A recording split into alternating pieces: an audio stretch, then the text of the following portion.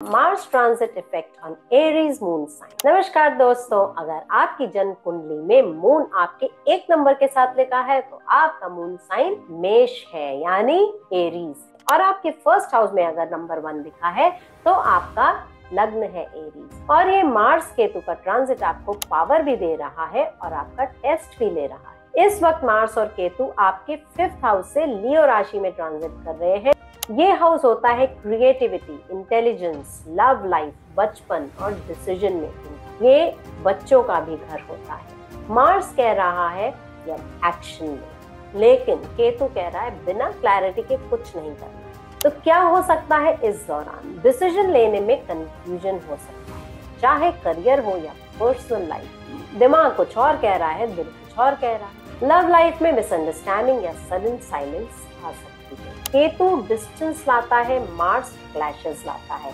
Patience रखना जरूरी। Creative ideas आएंगे, लेकिन डिसिप्लिन से ही रिजल्ट मिलेगा। हाफ हार्टेड काम या ओवर कॉन्फिडेंस से चीजें खराब हो सकती। तो आपके लिए टैरो कार्ड निकला है द लवर्स का रिवर्स्ड। टैरो कहता है जब दिल और दिमाग ऑपोजिट डायरेक्शन में भाग रहे हो तो डिसीजन मत लो, पहले अपना सेंटर पकड़ो। इस टाइम पर क्लैरिटी के बिना कमिटमेंट देना या लेना रिस्की हो सकता है। इस वक्त आप कंफ्यूज हो, एक तरफ दिल कुछ और कह रहा है, दूसरी तरफ दिमाग उससे अग्री नहीं करता।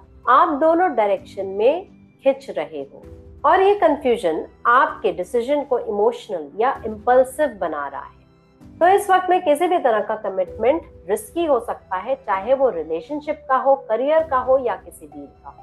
तो कहने का मतलब क्या है, जब आपका अंदर का बैलेंस ही हिल गया है तो कोई भी डिसीजन लेने से पहले खुद के सेंटर पे लौटना जरूरी है। टैरो बोलता है पहले अपने इमोशंस और थॉट को अलाइन करो, फिर डिसीजन लो, तब वो डिसीजन रिग्रेट नहीं रिलीफ लाए। जैसे गाड़ी 2 अलग अलग डायरेक्शंस में टर्न ले रही हो तो वो सीधी नहीं चलती, उलझ जाती। वैसे ही जब दिल और दिमाग एक साथ नहीं होता तो जिंदगी की राह भी ब्लर हो जाती है। पहले रुको, अपना स्टीयरिंग सीधा करो, फिर किसी डायरेक्शन में बढ़ना बिना डर। तो इस समय का बेस्ट यूज कैसे करें? हर डिसीजन पे पॉज लो, इम्पल्स मत बनो। लव लाइफ में ब्लेम गेम से बचो। अगर आप साइलेंट हो जाते हो रिलेशनशिप में तो वो भी रिस्पॉन्स ही कहलाता है। अपने क्रिएटिव पैशन को सीरियस लो, बट प्लानिंग के साथ। बच्चों या यंगर सिबलिंग के लिए टाइम निकालो। अब आती है बात mind, body and soul remedies की। तो आपके लिए कुछ सोल रेमेडीज हैं। अपने घर के ईस्ट की दिशा में एक दिया जलाइए। कम से कम 5 से 15 मिनट तक ओम नमः शिवाय मंत्र का जाप कीजिए। जब डिसीजन मेकिंग का प्रेशर हो और दिल दिमाग उल्टा सीधा बोल रहा हो तब हनुमान चालीसा एक परफेक्ट पाठ बन जाता है। रोज कम से कम 1 बार पढ़ें और हनुमान जी से प्रे करें, हे हनुमान जी मुझे साहस और विवेक दोनों में बैलेंस चाहिए। अब आती है बात माइंड रेमेडीज की। रोज 108 बार आपने केतु मंत्र का जाप करना है। एफर्मेशन बोलिए, मैं डिसीजन लेने से पहले खुद से जुड़ता हूँ ताकि जो भी करूँ पूरी क्लैरिटी के साथ। तो इस एफर्मेशन को लिख भी सकते हैं और बार बार बोल भी सकते हैं।